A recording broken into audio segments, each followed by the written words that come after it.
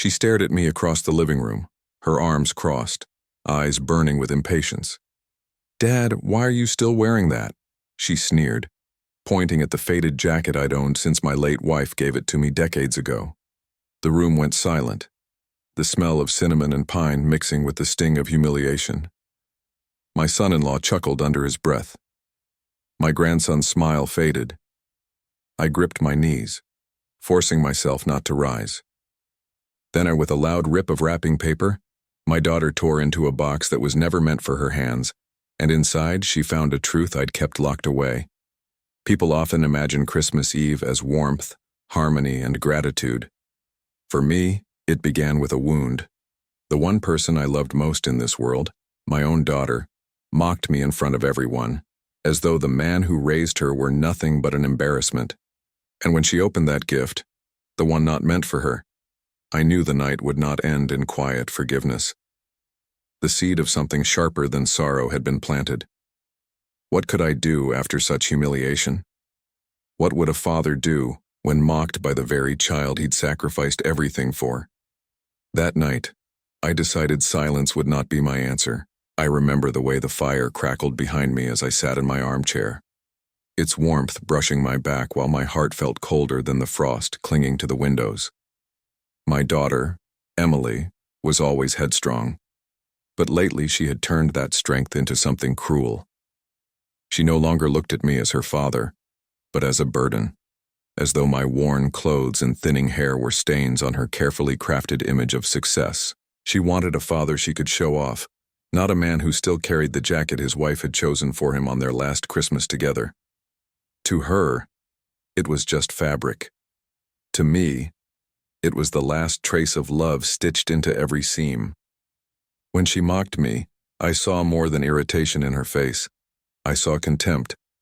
A contempt I had once thought impossible for a daughter to feel toward her father. My son-in-law, Greg, leaned back in his chair with a smug grin, and I knew he enjoyed every second. He never liked me. Perhaps my quiet presence was too much of a reminder of what he wasn't. A man who worked hard his entire life without shortcuts, who loved without calculation. And then the gift, that damned box, wrapped in gold paper with a small ribbon. I had placed it beneath the tree with care, meant for someone else entirely. Emily's hand reached for it as though the world owed her every present under that tree. She didn't ask. She didn't wonder. She simply ripped it open, tearing through paper like she tore through my dignity minutes earlier. What she found inside was something I never wanted her to see. Not yet. Not like that. I could still hear her gasp, the way the air seemed to freeze. Everyone stared at her, then at me, as if waiting for an explanation.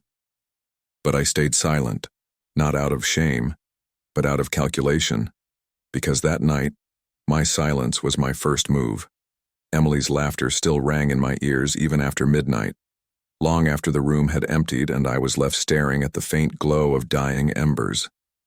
The gift, once hidden, now lay exposed. Its meaning was a storm I hadn't prepared to unleash. And yet, perhaps it was better this way. A gift misplaced, a mockery too sharp, a father's patience stretched thin. These are the kinds of accidents that rewrite destinies. Have you ever lived something like this? A moment when your own child made you feel like a stranger in your own home. Share your story in the comments and subscribe, because more people deserve this strength. The next morning, I rose early, long before the house stirred. The smell of coffee filled the kitchen, dark and bitter, the way I liked it. I sat at the table and replayed her words over and over. Why are you still wearing that? As if clothes defined me. As if the measure of a man lay in how new his suit was. Not in the years he gave, the nights he stayed awake when she was sick, the hours he worked just to make sure she could chase her dreams. Emily came downstairs late, groggy, annoyed, as though life owed her rest. She didn't look at me. She walked past as if I were a ghost. That was the first morning I began to think of myself differently, not as a victim of her cruelty, but as a man preparing for something greater.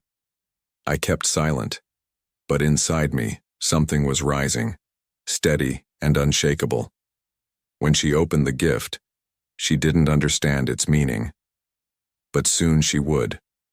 And when she did, she would learn that the man she mocked had far more dignity, strength, and power than she could ever imagine.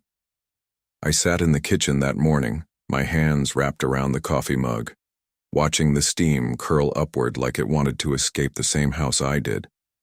Emily shuffled in, slippers dragging against the floor, her robe tied too loosely, hair messy in a way she'd have never allowed herself to appear in public.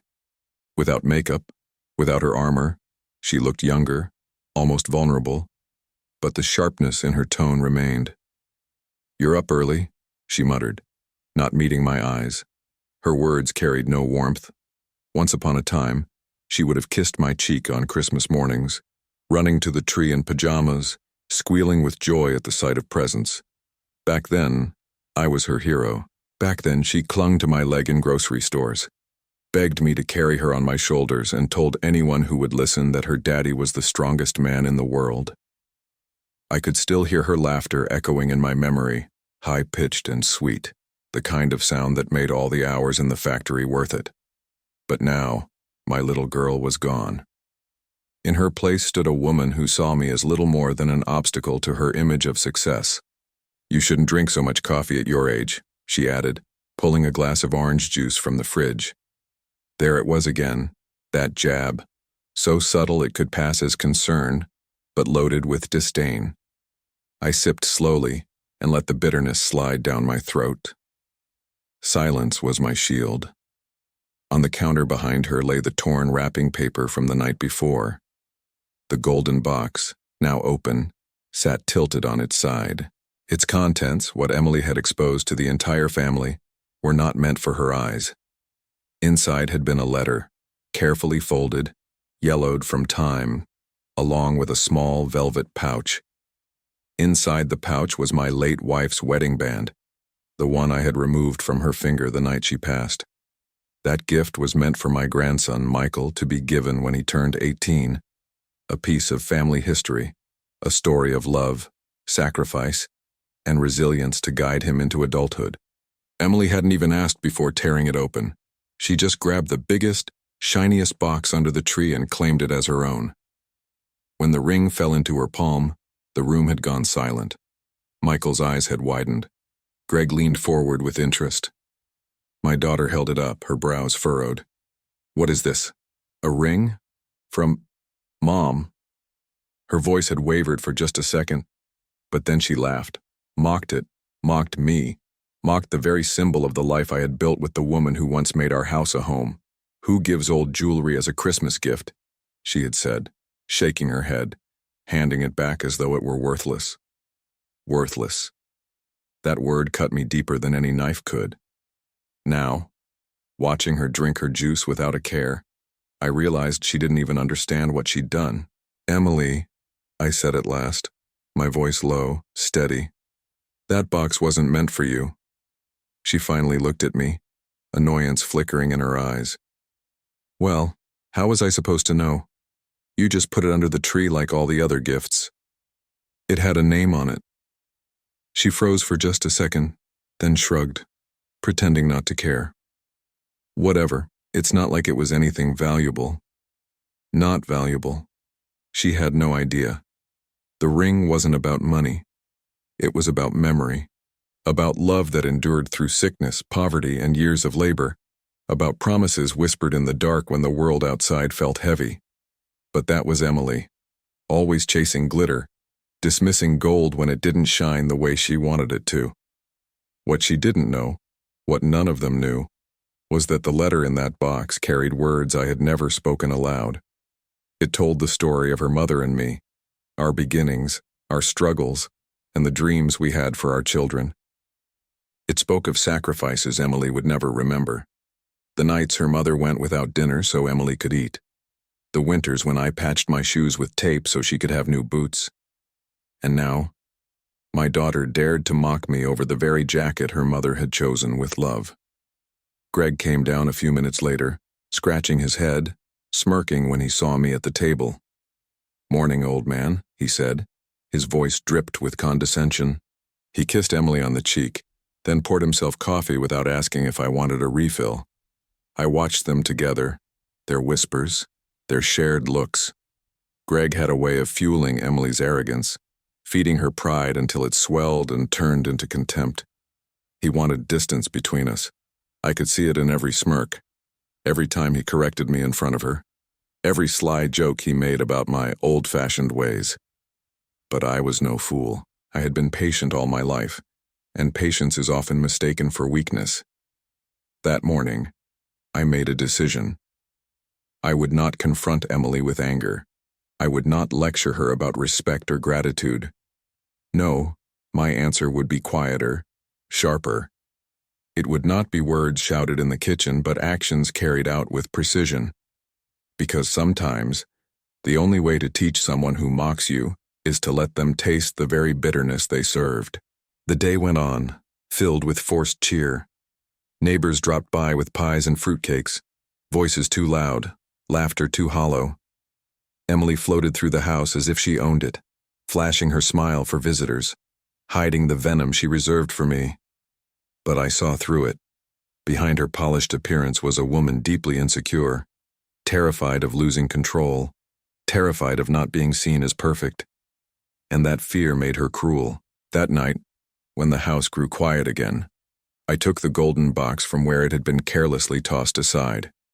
I smoothed the letter, folded it neatly, and placed the ring back into the velvet pouch. My hands trembled slightly, not from weakness, but from the weight of what I was about to set into motion. Because Emily thought the night had ended with her laughter. She thought she had humiliated me, and that I had swallowed it in silence.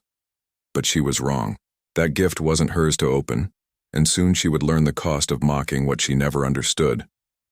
That night, long after the neighbors had gone home and the last of the wrapping paper had been tossed into the trash, I sat alone in the living room. The Christmas tree lights blinked lazily, their colors reflected on the window like fading stars. Everyone else had gone to bed. Emily and Greg had taken the guest room upstairs. Michael slept soundly down the hall, and I sat with the golden box resting on my lap. I held the ring in my palm, its metal cool against my skin. The weight of it wasn't in gold, but in memory. I thought of the night I had slid it onto my wife's finger, both of us young and uncertain, yet full of belief in each other. That belief had carried us through lean years, through nights when the fridge was nearly empty, through hospital stays and unpaid bills. It was the belief that love was enough. And now, decades later, my daughter had laughed at it as if it were a trinket from a pawn shop. I wanted to yell, to shake her, to demand she remember who I was and what I had done for her. But the man I had become over 60 years of life knew better. Words shouted in anger are forgotten in minutes. Actions carved with patience last forever. So I sat there in the glow of the Christmas lights, and I began to think. Emily had always craved approval, from teachers, from friends, from strangers. She wanted to be seen, to be admired, to be envied. That was why she married Greg. Not because he was kind or steady, but because he wore his ambition like a suit and his arrogance like cologne. With him on her arm, she felt taller. Together, they lived for appearances. I knew something Emily didn't. Appearances are fragile, and when they crack, they crumble fast. The morning after Christmas, Greg announced they'd be hosting New Year's Eve at their house. "We'll invite everyone," he said at breakfast, smirking as he stirred his coffee. "Real celebration. You'll come, won't you, old man?" Emily laughed. "Of course, he'll come. But Dad, maybe wear something different this time. Something festive." Her words stung, but I smiled. "We'll see." What they didn't notice was the way I studied them. The way I listened to Greg talk about the new promotion he expected, the way Emily bragged about the dress she'd ordered. They thought I was silent because I was tired, but my silence was sharper than they knew. That afternoon, I walked to the small church at the corner of our street. The pastor, an old friend, greeted me warmly. "Merry Christmas, brother," he said, patting my shoulder. I told him I needed access to the records room. He didn't ask questions. He trusted me. Inside that dusty room, among marriage certificates and baptism logs, I found what I was looking for. Papers that proved truths Emily and Greg preferred to ignore. Truths about debts unpaid, about favors taken, about who truly kept the family afloat all these years. I tucked the documents into my jacket pocket, the same jacket Emily had mocked, and walked home through the cold.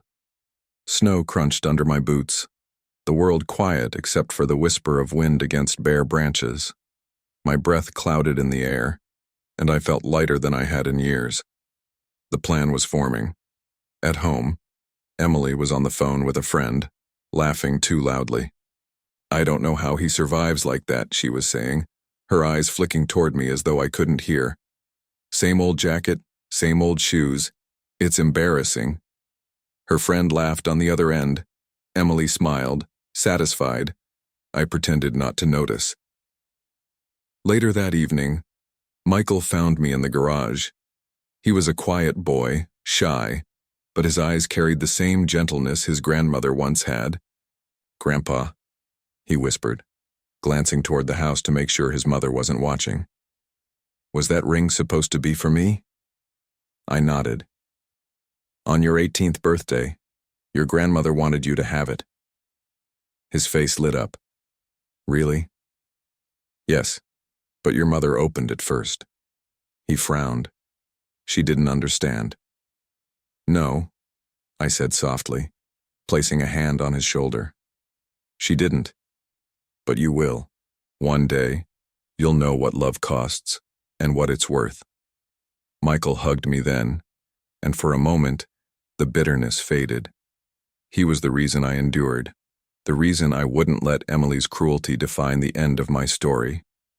Days passed, and New Year's crept closer. Emily busied herself with party preparations, talking nonstop about the decorations, the guest list, the caterer. Greg bragged about the champagne he'd ordered, the kind successful people drank. I watched them both, quiet, patient. On New Year's Eve, I dressed in my jacket again, the same jacket. When Emily saw me at her door, her face tightened with frustration. "Dad, really? That again?" "Yes," I said simply. Greg chuckled. "He's consistent. I'll give him that." Inside, their house gleamed with lights and glassware. Guests filled the rooms, laughter echoing off the walls. Emily floated through the crowd in her sequined dress, Greg at her side, both of them basking in admiration. They thought the night was theirs. But I had come prepared. At midnight, as the countdown began, I stepped onto the small stage they had set up for speeches. People clapped politely, surprised to see me there. Emily's smile faltered. Greg looked amused, certain I would embarrass myself. I began slowly, my voice steady. "I want to thank you all for being here tonight. Family and friends mean everything, especially as the years pass. Some of you know me as the quiet man in the corner, the one who doesn't say much. Tonight, I'd like to say a little more." The room hushed. I pulled the golden box from my jacket pocket and held it up. On Christmas Eve, this gift was opened by mistake. Inside was my late wife's ring, meant for my grandson, Michael. But there was also something else, a letter. In that letter, I wrote about the sacrifices made for this family, sacrifices often unseen. Emily's face flushed. "Dad, not now." I ignored her. I unfolded the papers I'd taken from the church. These records show debts paid in my name, favors I granted, bills I covered when others could not. They show how, year after year, I stood quietly behind the curtain, making sure the show went on. And when I was mocked for wearing an old jacket, I stayed silent, because dignity doesn't come from fabric, it comes from truth. Gasps rippled through the crowd. Greg tried to interrupt. "This isn't the time." "It is exactly the time," I said, my voice firm. "Because respect isn't owed to appearances. Respect is owed to the sacrifices that built this very room we stand in." I turned to Michael, his young face glowing in the crowd. I held out the velvet pouch. "This ring belongs to you, son. Not because of its worth in gold, but because of the story it carries. a story of love, endurance, and dignity. Never let anyone tell you those things are worthless. Michael's hands trembled as he took it. Tears glistened in his eyes. The room erupted, not in applause but in murmurs, whispers, eyes darting toward Emily and Greg. Their perfect image cracked in an instant. Emily's smile was gone, her face pale. Greg looked like a man stripped of his crown. I stepped down from the stage, my head high, my jacket draped proudly across my shoulders. The revenge was not loud, not cruel. It was the kind that lingers, the kind that spreads like fire in whispers and sideways glances. That night, Emily and Greg were not admired. They were pitied. And pity, I knew, was a poison to people who lived for appearances. For the first time in years, I walked into the new year not as the man mocked in the corner, but as the man whose silence had finally spoken. The morning after New Year's, the house was quieter than I'd ever heard it. Even the refrigerator seemed to hum more softly, like it knew better than to disturb whatever storm was brewing upstairs. I brewed coffee and fried 2 eggs in a pan that had lost most of its nonstick years ago. The smell of butter and pepper filled the kitchen, cozy and stubbornly ordinary, the way I wanted my day to be. But ordinary doesn't visit a house where pride has been publicly wounded. Emily came down last. Her makeup was careful, almost too careful, but her eyes betrayed a sleepless night. Greg followed, his jaw stiff, his voice clipped when he asked where the coffee mugs were, as if nothing had changed and I hadn't dismantled their theater with a few plain sentences. I passed him a cup without a word. "Dad," Emily said finally, arms folded like she needed to hold herself in place, "you blindsided us." "I told the truth," I said. "What blindsides people is their own reflection." She flinched. Greg snorted. "Let's not make this philosophical, all right? You turned a celebration into a memoir." I let the eggs sizzle another moment before sliding them onto my plate. Celebrations should withstand the truth. If they can't, they're not celebrations. They're performances. Emily looked at the ring on Michael's finger. He'd slept with it on, refusing to let it out of his sight. Pride softened the edges of his face. He lifted his hand to the light like it was a compass. My heart steadied. "Take it off," Greg told him. "It's not a toy." "It's not a toy," Michael agreed, voice steady. "It's my grandmother's promise." He met my eyes and held them. A small act of rebellion that filled the room like fresh air. Greg looked away first. Before noon, the texts began. Friends who'd been at the party asked if Emily was all right, their words wrapped in syrup and gossip.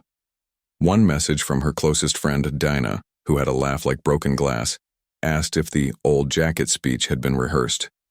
I caught the flash of the screen when Emily turned her phone over. She started typing and erased.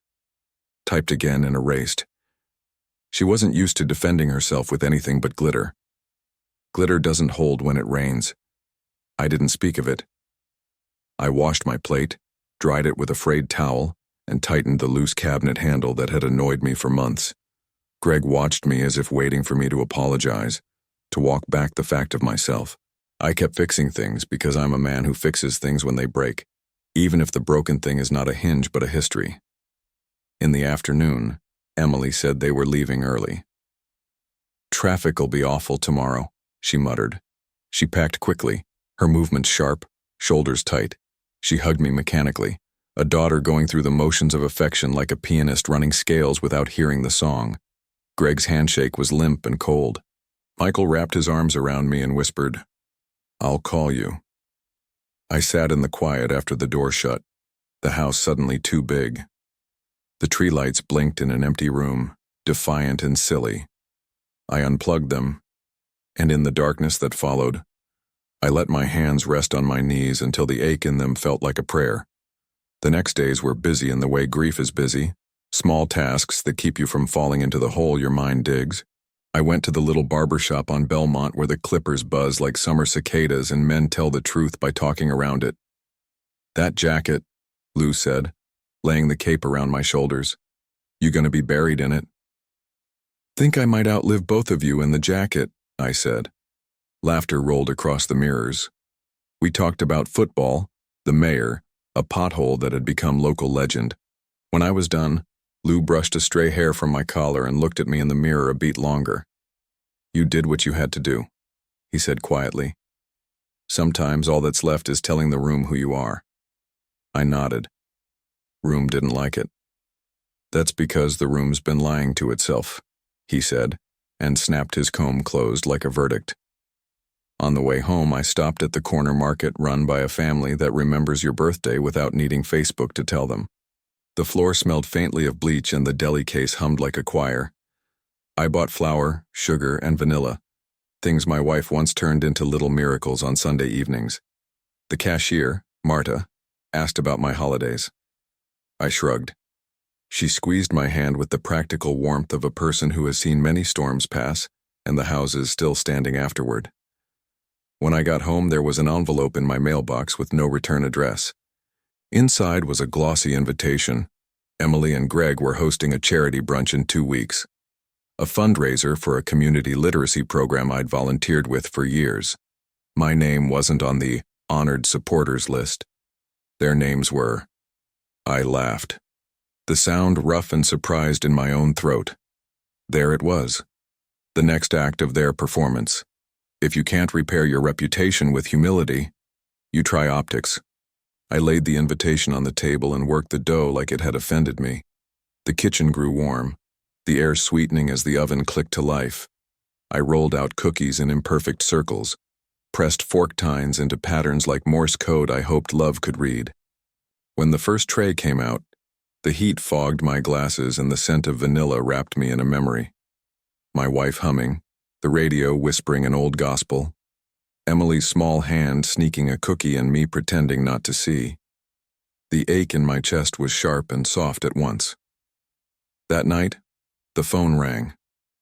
I let it ring twice to steady my voice.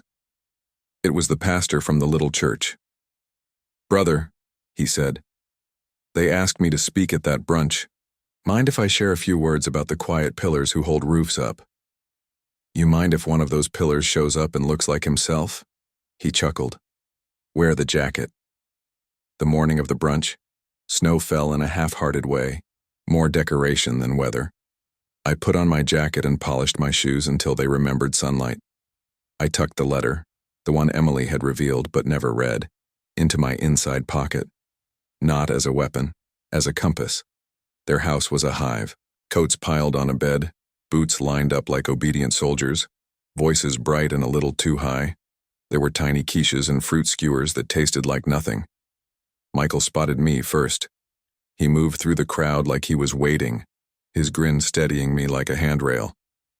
"Grandpa," he said, hugging me fiercely, "I saved you a seat." Emily saw the jacket before she saw me. Her smile flickered. Greg recovered quicker. "You made it," he said, a tone that wanted to suggest generosity and landed closer to grudging surprise. "I was invited," I said. The pastor spoke with a quiet that made people lean in. He named the first book that had changed his life, a tattered copy of Baldwin passed to him by an old deacon who knew boys needed a map.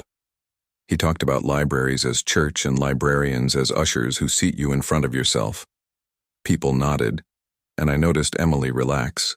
This part of the script pleased her. A few donors were thanked, checks were promised. Laughter tinkled across the glass like wind chimes that never face a storm. Then the pastor surprised me. "I'd like to recognize someone," he said, eyes landing on me. "A man who doesn't ask for attention, which is precisely why he deserves it." Heads turned. Emily's knuckles whitened around the stem of her glass. "He has spent years tutoring, driving kids to evening classes, quietly covering fees when a family fell short.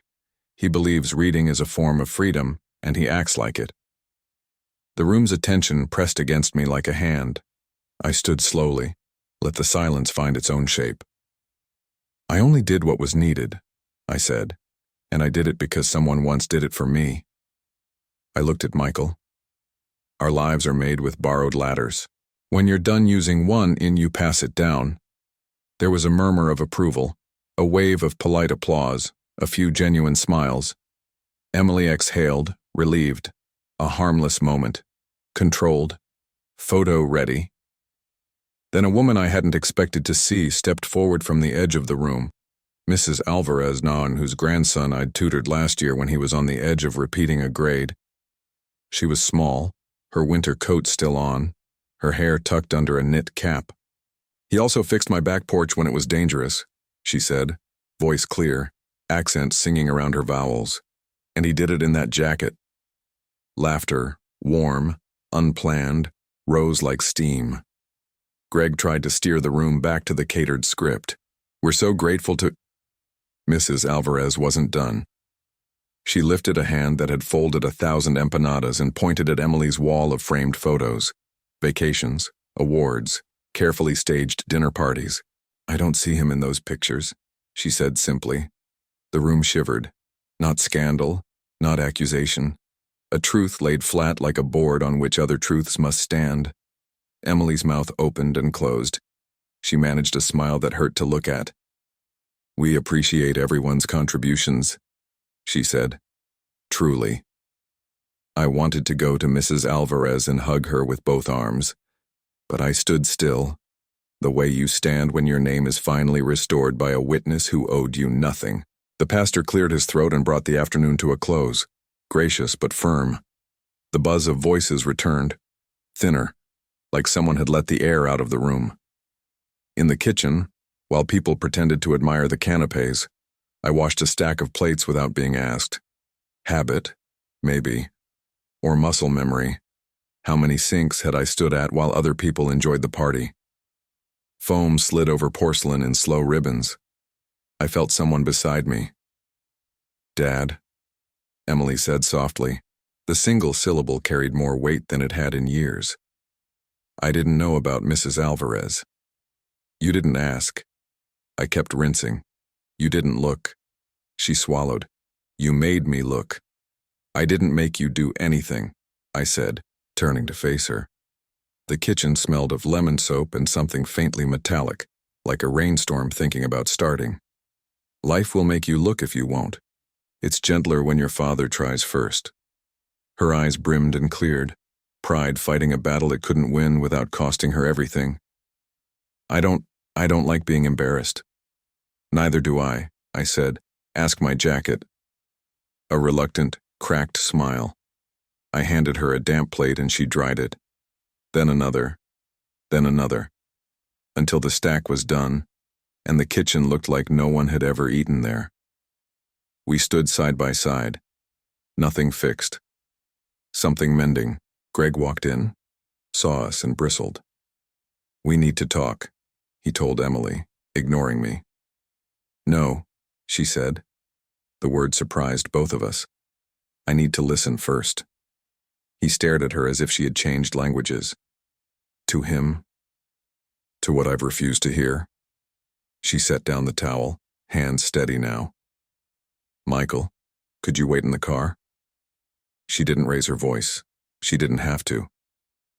Michael obeyed, eyes flicking to me with a question I couldn't yet answer. In the quiet that followed, Greg leaned against the counter, arms folded. "What are we doing here?" he demanded. "Rewriting history because an old man decided to grandstand." "He didn't grandstand," Emily said.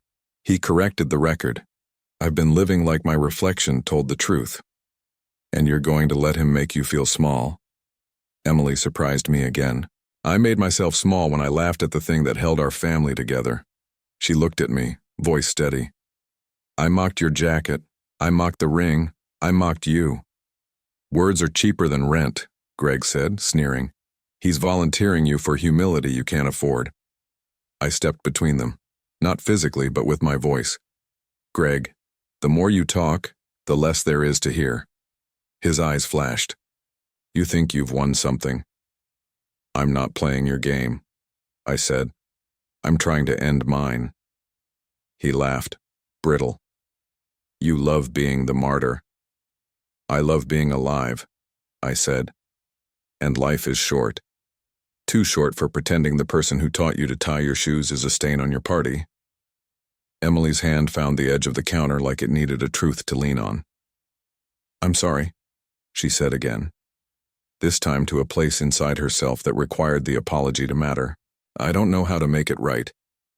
You start by not trying to make it pretty, I said. Pretty is how we got here. She nodded.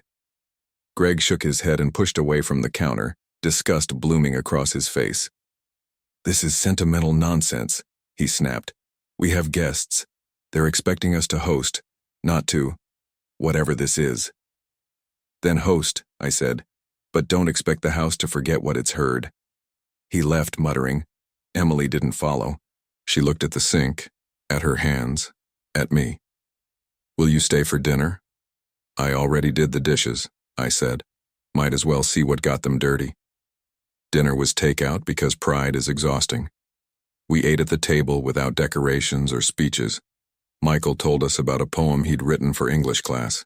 He read it from his phone, a halting thing about bridges and quitting and trying again.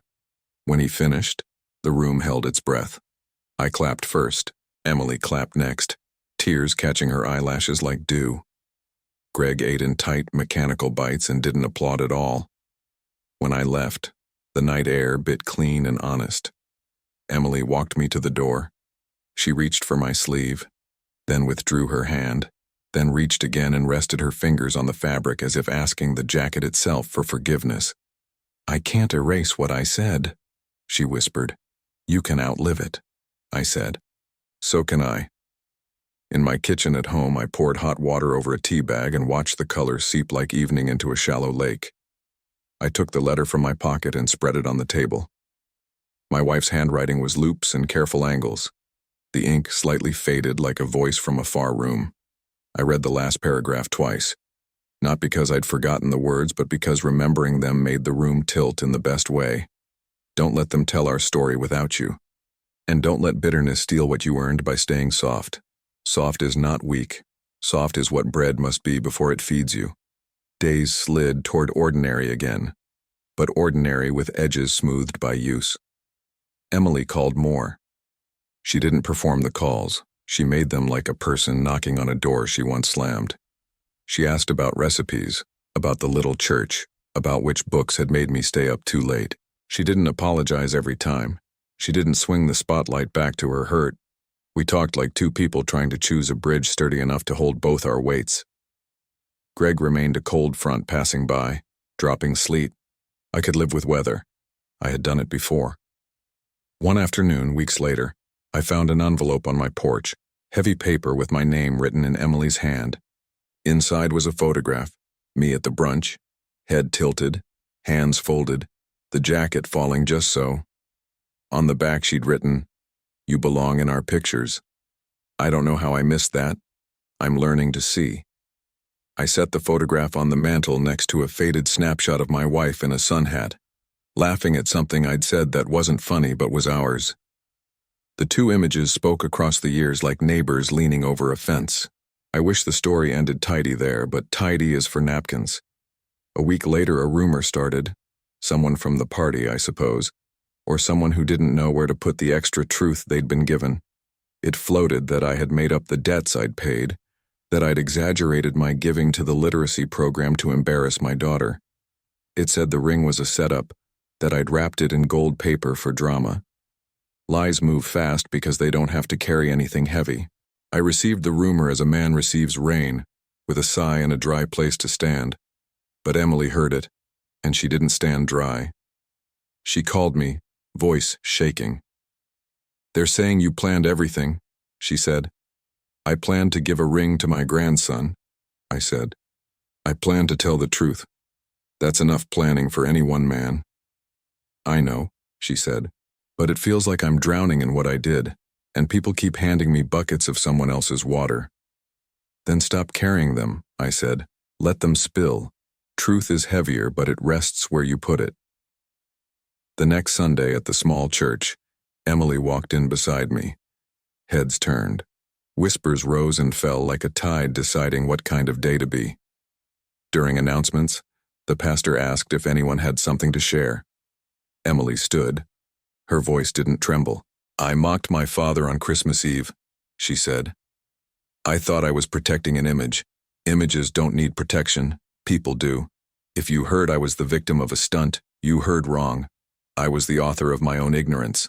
I'm trying to read better. Silence. Then a sound I didn't expect. Someone laughed, not unkindly, like relief had a sound and it had finally found its way out. After the service, hands met hands, some warm, some cautious. Mrs. Alvarez hugged Emily so tightly I heard something click back into place. On the walk to the car, a boy from the program ran up, breath clouding in the brisk air. He pointed at my jacket. "You gonna teach in that?" he asked, grinning. "Best teaching clothes I got," I said. He nodded gravely, then sprinted away like a future you can't catch but can keep up with if you don't stop. That night, Michael called. "Mom asked me to write about the ring for school," he said. "Not the gold, what it means." "What does it mean?" I asked.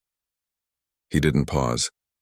"That promises can outlast people, and that you don't have to wear something new for it to be precious." I sat there with the phone warm against my ear, letting the truth be simple.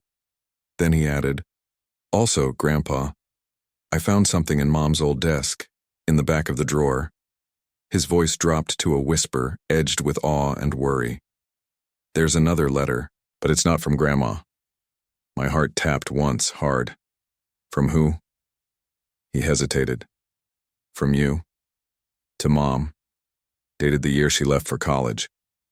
You never sent it." I closed my eyes. I could see the letter, my hand younger, my hope noisier. Words I hadn't allowed to travel. "Bring it when you can," I said softly. "It might change how the next part sounds." He breathed out like he'd been holding his chest tight all week. I think it already did. Michael brought me the letter on a Wednesday that tasted like rain. The sky had the bruised color of an old plum, and the sidewalks shone with a thin sheen that made every step sound deliberate. He stood on my porch with his hood up and his backpack hanging off one shoulder, breath misting in small, determined clouds. "I didn't want to mail it," he said. "I thought you should read it with me." We sat at my kitchen table, the wood scarred by years of plates and elbows, the kettle starting to mutter on the stove. He pulled the envelope from his backpack. My name on the front in my own hand startled me. Time had folded, and I was staring at a younger version of myself who still thought he could bend outcomes with a letter and a prayer. The paper was thinner than I remembered, crisp like the kind of truth you keep putting off. I unfolded it and let the words arrive in the room. "Emily, by the time you read this, if you ever do, you'll be packing for college, a world you've earned. A world your mother and I dreamed into being on nights when the rent was a riddle and the car coughed like an old man. You will be the first of us to sleep under a roof you don't have to hold up with your shoulders. I wanted to send money. I figured out too late that money can feed a body and starve a soul if it walks into a room by itself.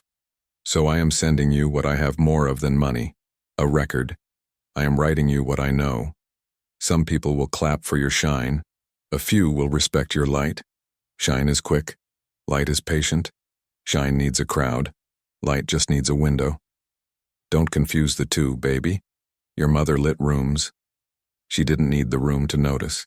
You think your father is old-fashioned because I keep the same jacket and the same habits. The jacket is not fashion. It is a ledger. Every stitch is a debt I paid without a receipt. Every fray is a story told quietly to keep you warm. Keep one thing that reminds you where you started, or you will wake up one day and not recognize who you've become. I don't want to tell you who to love, but I will tell you what to look for. Listen for the sound of hands, not mouths. Hands build, hands mend, hands lift. Mouths talk. There is a key hidden in what you think is my stubbornness.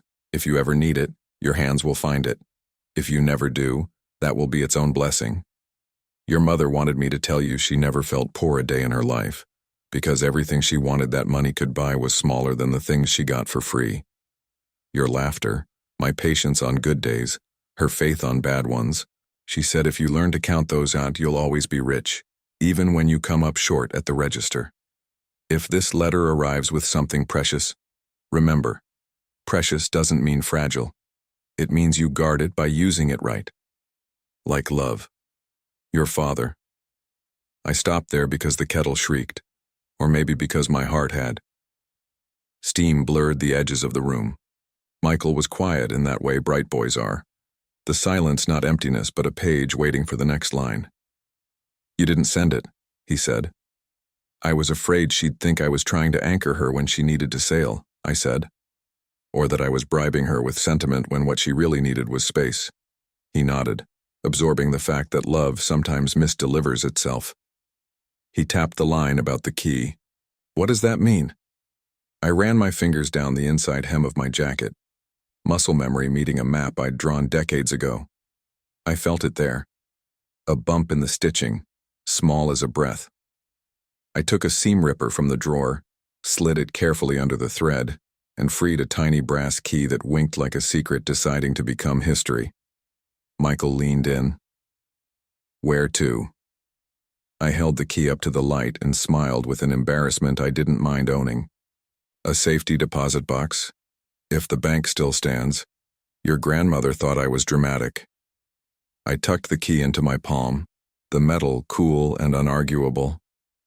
Let's see if time kept our appointment. The bank smelled like polished wood and old ink. A security guard nodded us through with the kind of courtesy that assumes you've been around a while and know how to be. At the counter, I gave my name and the number I remembered like a phone you only ever dialed once. The clerk disappeared into a back room. She returned with a rectangular metal box as ordinary as a lunch pail and placed it in a little private room with a table and 2 chairs. My hands paused over the lid. I looked at Michael.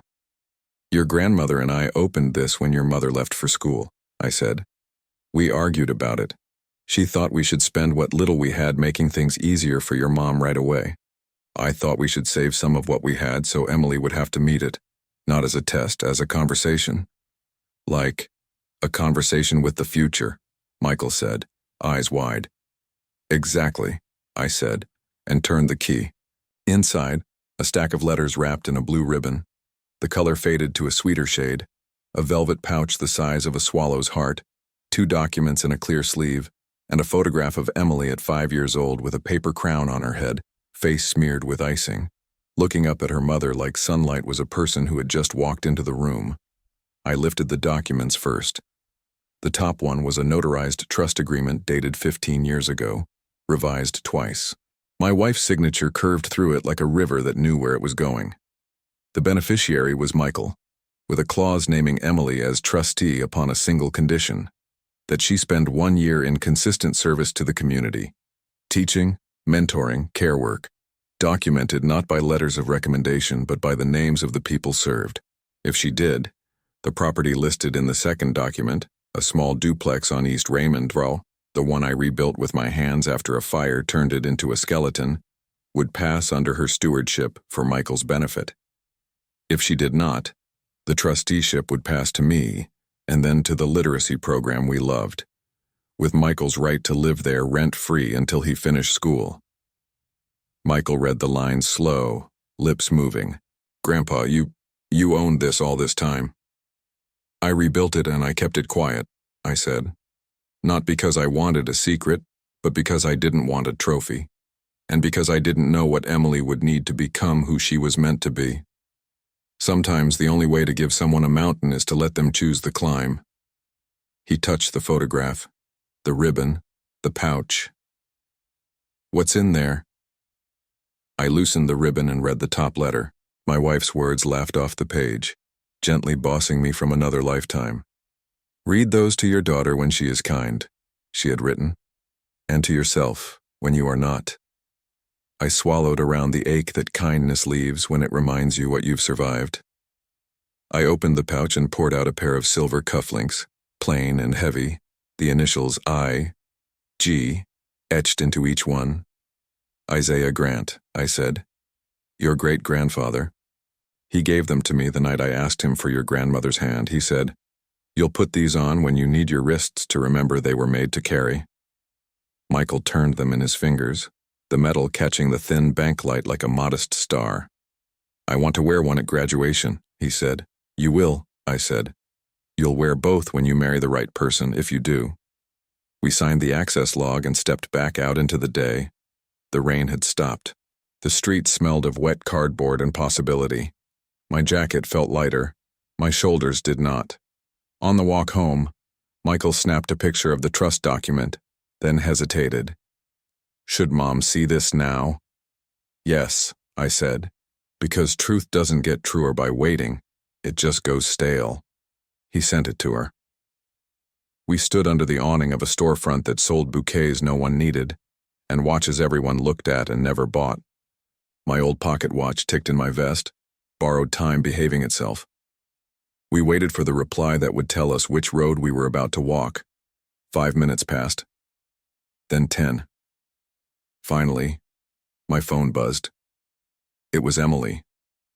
The message was 2 words that were not apology but were its door. I'm coming. She arrived at my place with hair unbrushed and a sweatshirt that said East Raymond in peeling letters. The kind you get when you volunteer for cleanup day and no one knows your size.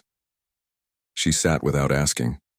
Her face was the face of a woman who had bumped into herself and decided not to pretend it didn't hurt.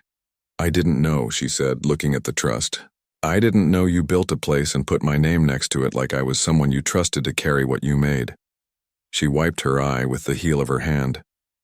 I've been auditioning for rooms that would never hire me if they knew what it cost me to get here. You were never for sale, I said. Not to me. She laughed in a way that doubled as a sob. I mocked the thing you used to keep the cold off your back, she said. And you were out here roofing the world for me. I could have told you better, I said. I could have let you earn it in simpler ways. I could have mailed the letter. We both could have, she said, and touched the paper like it might start breathing if we both looked at it long enough. The condition, the year of service? I've been serving myself in every room and calling it community. You can start anywhere, I said. Humility doesn't check your start date. Her phone lit up on the table. Greg, where are you? Then another. That trust is illegal. Then, you cannot let him control you with property. Then a call. Then another. She set the phone face down, palms pressed flat on the table as if steadying a ship. Greg wants the equity, she said, not looking at me. He has a deal at work that went sideways. He needs collateral fast. He asked me last week to refinance our place, just until the bonus clears, he said. He made it sound like a raincoat. This is a coat he can't put on. She took a breath that trembled in the middle and found its footing at the end. I don't think I like who I am around him. You like who you are around you? I asked. She thought about it, cheeks wet, and nodded. More lately, since I stopped trying to host my life instead of live it. We didn't do speeches. We made tea. We ate the last of the cookies I'd saved in a tin that smelled faintly of vanilla and nostalgia. We read one of her mother's letters aloud, about the day Emily broke her arm on the school playground and insisted on returning to class because there was a spelling test. Her mother wrote it as a joke and a benediction. You never wanted anyone to tell you your ABCs. You always wanted to arrange them yourself. When Michael went home, Emily stayed. I offered her the couch. She declined, then accepted the blanket, then declined it again, then took it with a grateful grunt and lay there staring at the ceiling like it had answers. I turned out the lights and let the house be quiet with us. Morning brought coffee and a plan she had made without me. I'm going to East Raymond, she said, to meet tenants and the block captain and the lady who sells tamales by the laundromat. If I'm going to be a trustee, I need to know what I'm holding. Take the cufflinks, I said, slipping one into her palm. Not to wear, to remember.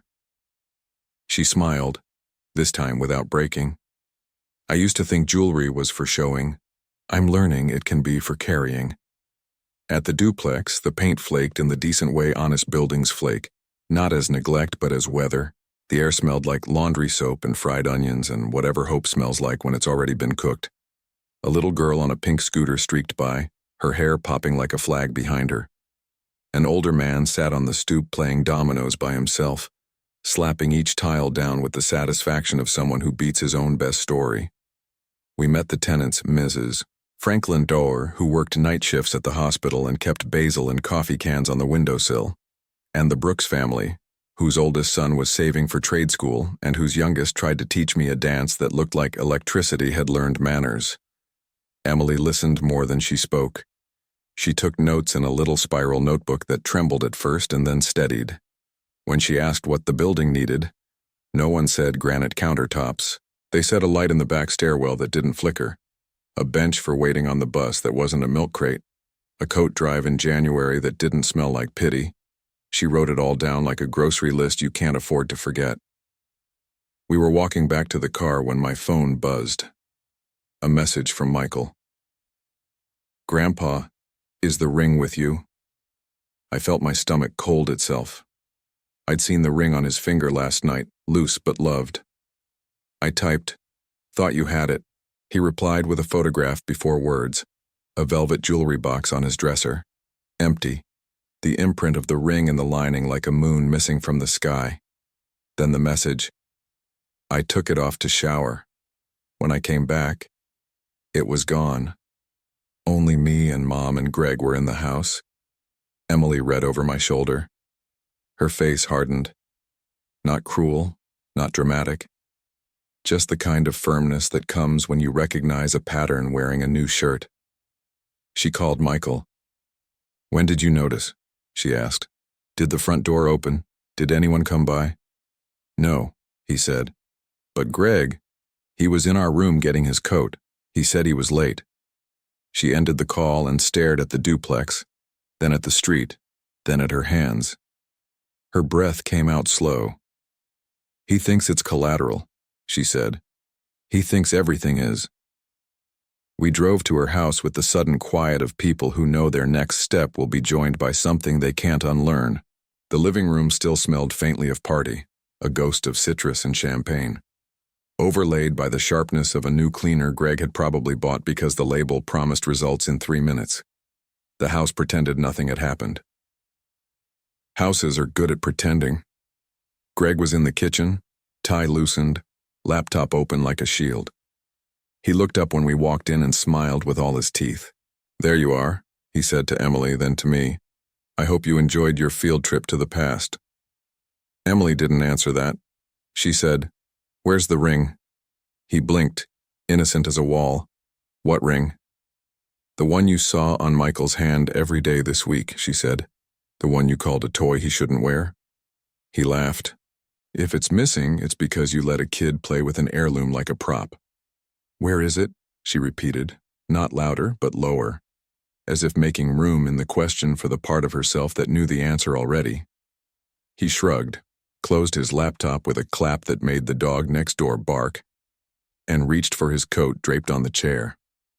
The coat pocket sagged in a way the pocket of a man who doesn't carry change should never sag. When he slipped his hand into it too quickly, something small clinked against a hard edge. Emily reached into the other pocket before he could stop her. She pulled out a folded slip, white paper smudged with rain and hurry. The print at the top read, "Appraisal, Estate Jewelry." Below, the description, "Vintage gold ring with worn engraving, sentimental value uncertain, market value estimated." She looked up at him, the paper trembling in her fingers, and asked the question that would decide which life she lived next. Her voice was so calm it cut. "Did you pawn my mother's promise?" Greg froze when Emily asked if he had pawned her mother's promise. His mouth opened, but the silence that followed said more than words ever could. Emily unfolded the appraisal slip again, her hands steady now. "You saw a ring," she said. "I saw my mother. He saw a contract, and you saw collateral." Greg tried to laugh it off, claiming he only had it evaluated, but the lie collapsed under its own weight. Michael entered the room, his face pale but determined. "It's not yours to touch," he said. His young voice carried more authority than Greg's ever had. I stepped forward, but not to argue. I simply set the trust document on the table. This family's future isn't yours to bargain with. And Emily, you're not trapped in his hunger. You're the trustee. Your mother and I chose you. Now you choose who you want to be. For the first time, Emily didn't flinch. She turned to Greg, eyes clear. You took something sacred and tried to price it. That's the end of us. She pulled the ring from his pocket herself, slipping it back into Michael's hand. This doesn't belong in a pawn shop. It belongs in our story. Greg sputtered, threatened lawyers, shouted about betrayal, but every word made him smaller. Emily didn't shout back. She just opened the front door and said, "Leave." When the door closed behind him, the house exhaled, and so did we. In the weeks that followed, Emily began her year of service as trustee of the duplex. She showed up at East Raymond with paint on her jeans and groceries in her arms, listening to neighbors, learning the rhythm of a block she once ignored. She wasn't perfect. Some days she stumbled, some days she cried, but she was present, and presence was what her mother had asked of her all along. Michael wore the ring again, this time with more pride than fear. He carried his grandmother's promise into every classroom, every poem, every step into adulthood. As for me, I wore my jacket with no shame. People smiled when they saw it now, not because the fabric had changed, but because the meaning had. Dignity isn't stitched in new cloth. It's carried in how long you endure and how wisely you choose your moments. Christmas will always sting a little when I remember that night, but it also gave me back my daughter, not polished or perfect, but real. And it gave me the chance to remind my grandson that promises outlast people, but only if someone is willing to guard them. So when I sit alone now, the fire low, I don't think of humiliation. I think of the moment Emily touched my sleeve and whispered, "I can't erase what I said, but I can outlive it." That was her gift to me. And you? Would you have the courage to confront your own family for justice? Or would you stay silent until silence swallowed you? Tell me in the comments, because your story might be the strength someone else needs.